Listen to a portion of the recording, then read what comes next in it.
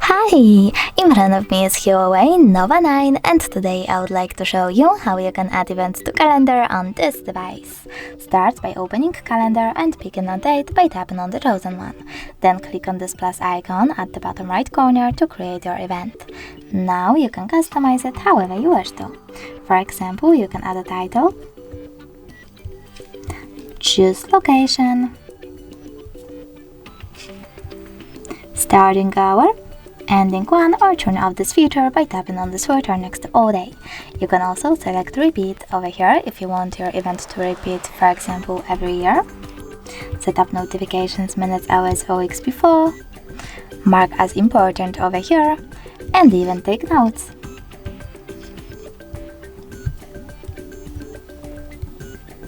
When you're ready, click at the top right corner over here, and as you can see, my event was successfully created.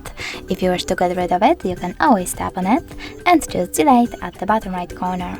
Then confirm your choice by tapping on one of the options. I want to delete all of my events.